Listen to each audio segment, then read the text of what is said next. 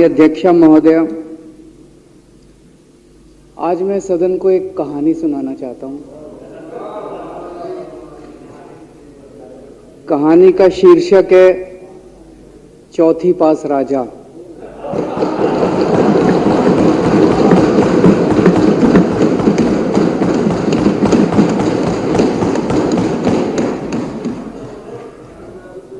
आपने बचपन में राजा रानी की बहुत कहानियां सुनी होंगी। मेरी कहानी में रानी नहीं है,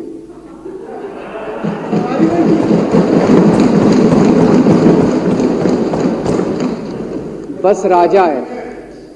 ये कैसे राजा की कहानी है अध्यक्ष महोदय, जो अनपढ़ था,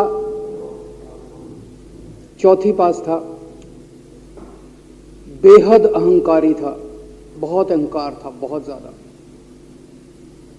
और पैसे की इतनी हवस थी, इतना भ्रष्टाचारी था, इतना भ्रष्टाचारी राजा था। ये एक महान देश की कहानी है। एक बहुत महान देश था, कई हजार साल पुराना देश। उस देश में एक गांव में एक बहुत गरीब परिवार में एक बच्चे का जन्म हुआ। जब बच्चे का जन्म हुआ तो ज्योतिषी ने कहा, गांव में ज्योतिषी होते हैं, आते हैं, वो पत्री बनाते हैं। ज्योतिषी ने कहा, माई तेरा लड़का बड़ा होके बहुत बड़ा सम्राट बनेगा। माई को यकीन नहीं हुआ, मेरा इतने गरीब हूं मैं, कहां से मेरा बेटा सम्राट बनेगा।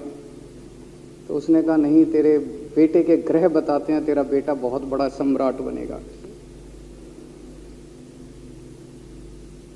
बेटा धीरे धीरे बड़ा होने लगा। स्कूल, गांव का ही स्कूल था, स्कूल जाता था। उसका पढ़ने वढ़ने में मन नहीं लगता था। तो चौथी के बाद उसने किसी तरह से चौथी करी। चौथी के बाद उसने स्कूल छोड़ दिया। गांव के पास एक रेलवे स्टेशन था।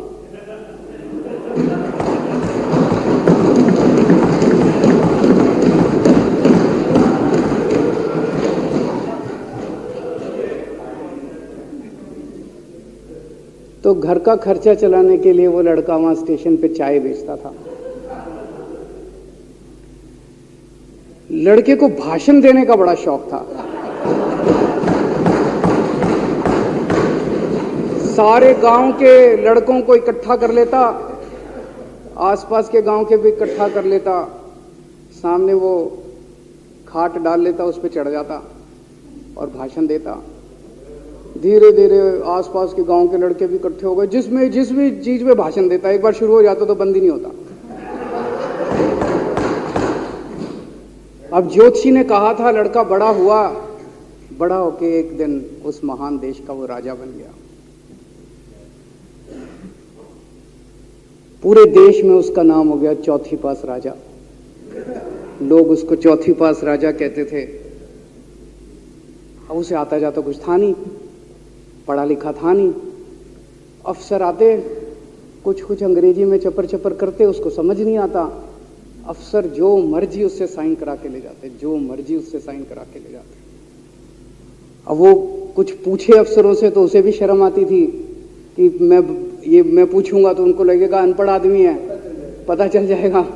तो उसके भी दिल में ये रहता था, यार मैं पूछूं ना पूछूं। पता नहीं किस किस चीज पे उसने चौथी पास राजा ने साइन कर दिए।